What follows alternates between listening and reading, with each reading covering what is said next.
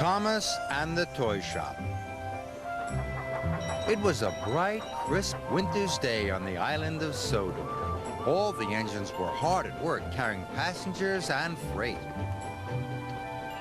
Thomas was very excited. He had a special job to do. The toy shop was to have a grand opening for the winter holiday season. The workers at the toy factory had worked hard to make lots and lots of toys in time for the grand opening. Thomas's job was to take toys from the factory to the toy shop.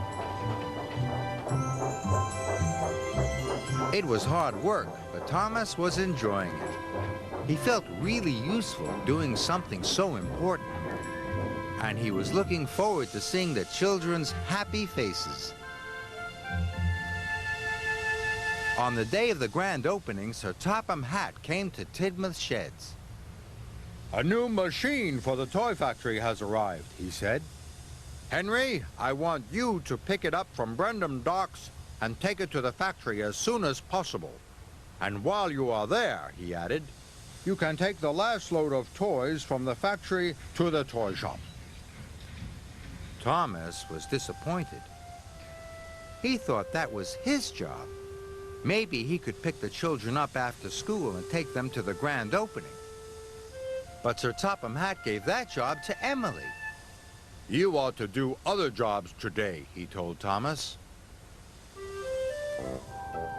Thomas hurried off to start his new jobs. But he was very sad not to be helping with the grand opening. The signal at the next station was red. Thomas stopped.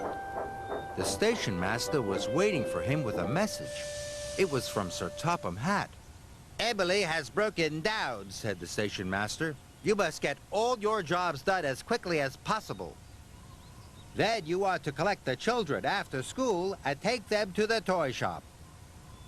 Thomas was sad for Emily, but excited to take the children. He puffed away quickly. There was a lot to do. Thomas was happy to be helping with the grand opening after all. He almost burst his boiler as he puffed around the island. At last, Thomas finished his jobs. He picked up Annie and Clarabel and steamed off to collect the children. Thomas puffed through the docks. He was surprised to see Henry was still there. Then Thomas saw that Henry was trapped by a large crate.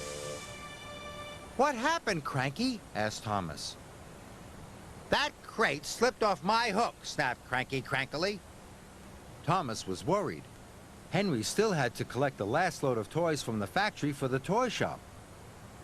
"What if the toys arrive late for the grand opening?" wished Thomas. "The children will be very disappointed." "I'll go as soon as the line's clear," puffed Henry. "I know," puffed Thomas excitedly. "I can collect the toys from the factory. Then I'll pick up the children."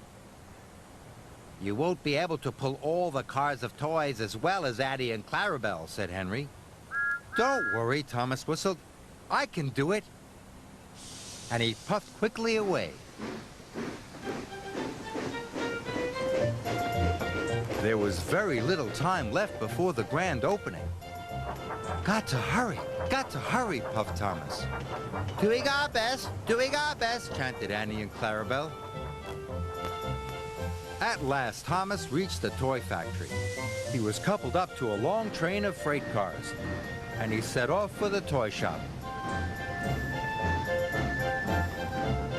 Thomas had been working hard all day, and he wasn't used to pulling such a heavy load. "It's very hard work," he puffed. You can do it, sang Annie and Clarabel. Soon Thomas was steaming up Gordon's Hill. Must get to the top, he huffed. But he went slower and slower and slower, until eventually he stopped altogether. "I have to go on," wished Thomas, but he wasn't strong enough. The train started to pull Thomas backwards down the hill. He applied his brakes, but it didn't help. He slid all the way to the bottom. Thomas was very upset. "I've let everyone down," he puffed sadly, "especially the children." Just then, he heard another engine coming. It was Henry. The workmen had cleared the line at the docks. "What's the matter, Thomas?" Henry asked. Thomas told him. "You were right, Henry," he said unhappily. "This load was too heavy for me. I should have listened to you. And now I know I need your help." "What can I do?" chuffed Henry. "You take the freight cars to the toy shop," whistled Thomas, "and I'll pick up the children. But we must hurry." Henry chuffed as fast as he could to the toy shop. Thomas puffed around the island as fast as he could. The children cheered when they saw him coming. "You won't be late," he whistled as he steamed from station to station. And they weren't. Thomas arrived just in time for the grand opening. It was a magical sight. There were colored lights, balloons, and lots of toys. Sir Topham Hatt declared the toy shop open for the winter holiday season. Everybody cheered. Thomas was so pleased to see the children's happy faces. "You were right, Henry," Thomas tooted. "In future, I shall leave pulling the heavy loads to you."